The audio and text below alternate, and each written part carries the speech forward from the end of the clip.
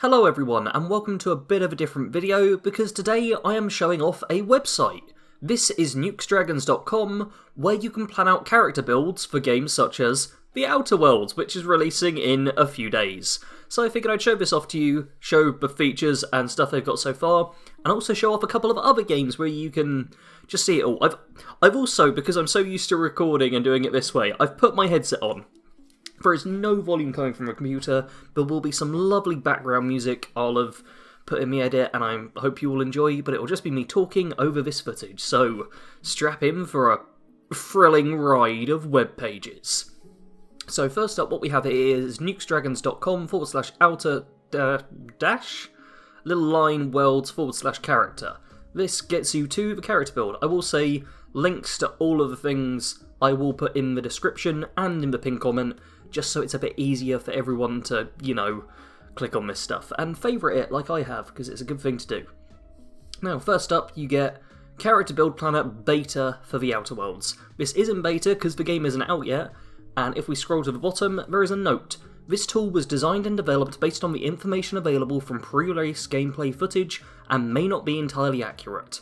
So, yeah, this will give us a rough idea of how to build a character in the Outer Worlds, but it isn't going to be perfect.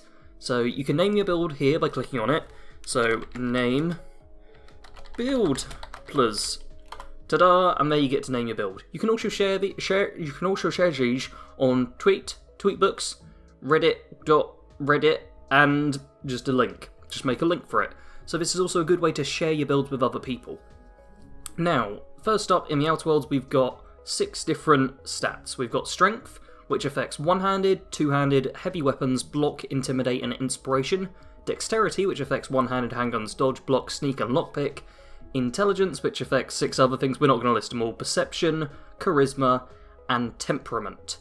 Now, you'll notice that all of these are average at base, but if we raise Strength, then a whole bunch of skills change. So everything down here, these are all your skills with melee, range, defense, dialogue, stealth, tech, and leadership. Changing these will change how certain ones go. And you'll notice Strength and Dexterity both increase one-handed melee, but only Dexterity increases handguns. So there's obviously a bit of mix and matching you can do. Now, these seem to range everywhere from below average is the lowest, which if you put everything to below average, everything goes down to 0. So it's a 0 base, and then you can raise these all the way up to very high, which is 3 little plus symbols rather than just the average. This gets you 15. So it's 3 points per one you put in these, and you have a total of 1, 2, 3, 4, 5, 6, 7, 8, 9, 10, 11, 12. You have 12 points in total you can put in, so you can do literally half-half min-max, so 3 skills, or 3 attributes, maxed and 3 minimized, or you can go for a bit of a balance, which is what I will normally do. I'm going to leave that as it is for now because we've got more stuff to go over. I've already built a couple of basic builds that we can take a look at afterwards, but I'm just going to show off all these bits. Next is Aptitude, which has a bunch of different little things. This Determination, I don't know what Determination is. I've not been able to see that anywhere, but yeah, you get an aptitude you get to start at the beginning. So you could be a bureaucrat, which increases your block by 1. So right now we are at, where's block? There we go, we're at 30 block. If I go for bureaucrat, then it doesn't change. I'm not sure if that's a bug with the website or if that's something different, but you basically get all of these, just like little things you receive, little bonuses you get at the start when you make your character, so less plasma damage received if you were Safety Inspector. If you're a Dirt Farmer, then M-Ray damage is received minus 3%. These are just little bonuses, so you're a cashier, you're better at persuading, that you get from your previous job. There's no discernible aptitude as well, which is Determination plus 1. We'll learn a lot more about this once the game is actually out, and this site will be updated, of course. Now, onto the skills section here, where we have melee, range, defense, dialogue, stealth, tech, and leadership.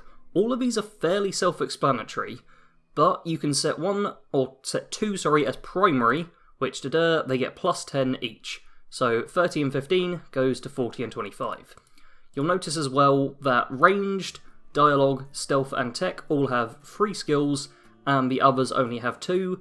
So if you're wanting to max out like just numerically, you're probably going to want to focus on making these prime skills because you get more bonuses, but they're all very similar stuff. Like, you're not going to be using one-handed melee and that's a bad example. You're not going to be using handguns, long guns, and heavy weapons all at the same time necessarily, so there'll be some finicky stuff to do when you get down to it. As well as setting stuff as primary though, let's just go for those two. If you click on the things, dun dun dun, you get like a little breakdown of what bonuses you unlock as you raise the skill. So here, 20 one-handed melee unlocks power and sweep attacks. So power attacks are unlocked if you have 20 of them one-handed melee. If I then raise that to 40, you'll also notice that as I'm raising it, that raises two-handed melee. That happens all the way up till 50, where it raises, and then otherwise, no raise. So let's put that back to 50. Then it's unlocked for 41, because we're above 40. Unlock TTD location hit effects. TTD is the tactical time dilation, which is what everyone's comparing to that, but it's just a slowdown mechanic where you can target things more specifically. And obviously if we raise it to 100, power and sweep attack chance to stun plus 25%. To do a power attack, you've got a 25% chance to stun if you max out one-handed melee. You'll notice we are currently being shown as a level 3 character who has spent 20 of their 20 skill points. If we go up, we're suddenly a level 4 character who spent 21 out of the 30 points. If we go all the way back to the bottom, at level 1, this is how you start out, and then level 2, you can spend 10 points. As soon as you spend your next one, it shows you're going to be level 3, maximum 30 levels, as far as we know. Now, you can obviously click on all of these different ones to see all of the different effects. There are tons here. I'm not going to go over them all because we don't need this video to go so long, but you get the rough idea. And this maxes out at level 30 with, I think it's like 300 skills or whatever. Yeah, 300 skills it'll be at level 30. So you can max out a fair few of these with the character, but obviously not everything. Now, onto the perk system, where you have to pick 5 perks in the first section to get onto tier 2, and then another 5 to get onto tier 3. And these, I hope these aren't all of the perks in the game, but we've got a fair amount here, which is stuff like Toughness, which gives you plus 50% base health, and Lone Wolf, plus 25% damage when alone in the party. Everything here is pretty self-explanatory. There's not much which you'll think, oh, what's going on there? It's just less cost. I'm picking these at random just to get through, and you'll see as soon as I pick the 5th one, it goes from needing to choose to, boom, you can just pick tier 2 perks. This is all very, very simple stuff. There'll be an actual skill tree in game, but this is a good way to kind of plan out your build beforehand. And final thing is flaws, which you can potentially get on your character as you play the game. These are negative things that happen, so corrosive weakness, corrosion damage received plus 25%, cause getting burned too many times. Suffering too many corrosive burns has made you weak against corrosive damage.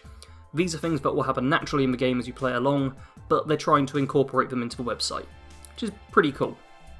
Now, hopefully that explains what this website is, what you can do with it, and to help show it off more, I've made some builds. So first up, we have my one-handed whacker build, a level 30 character who has very high strength and dexterity, because both of these affect one-handed, and I've lowered stuff like charisma and perception, but I've kept intelligence and temperament average.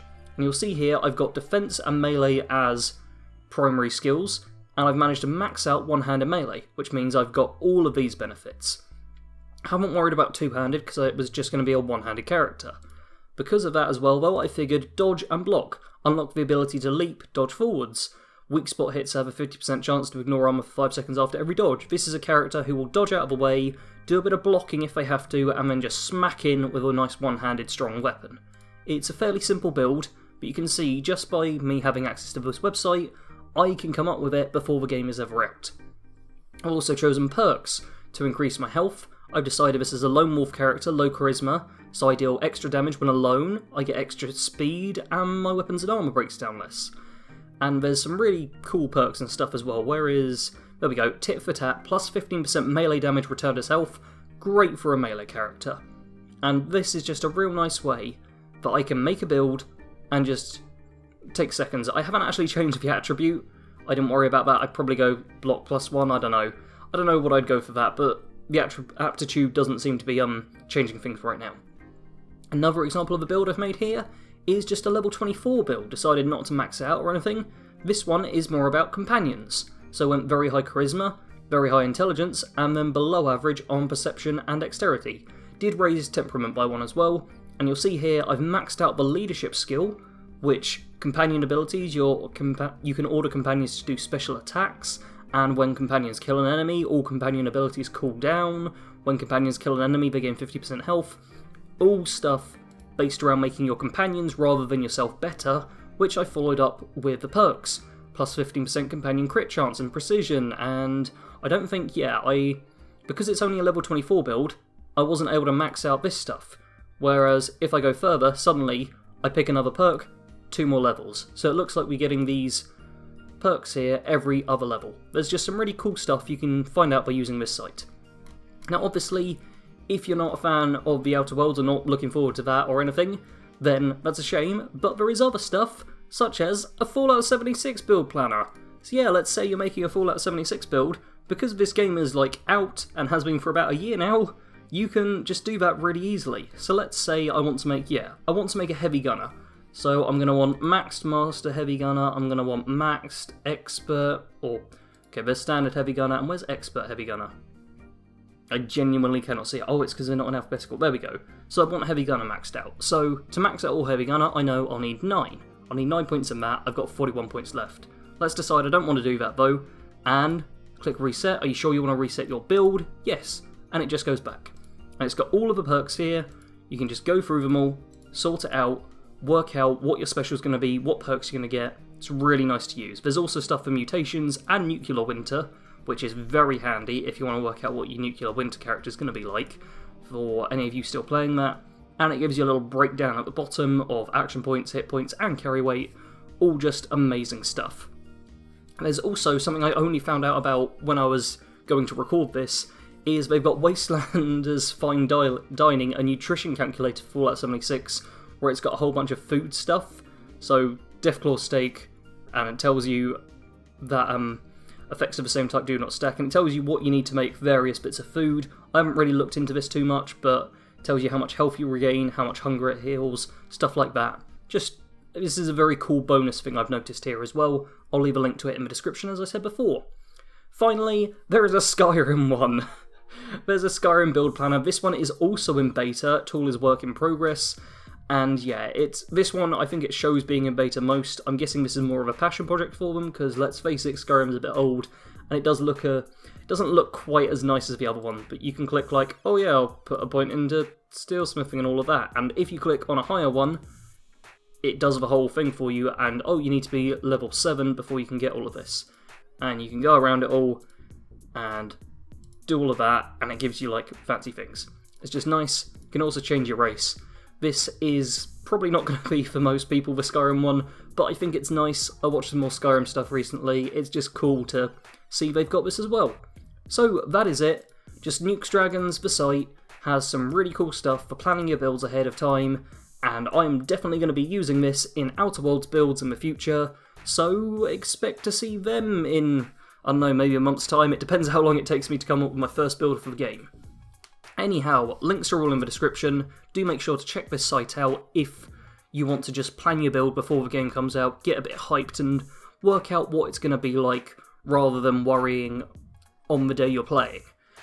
Anyhow, I've been talking for almost 15 minutes straight now, so thank you all very much for watching. Feel free to like, comment, share, subscribe, do all the YouTube stuff, and I'll see you with another video very soon.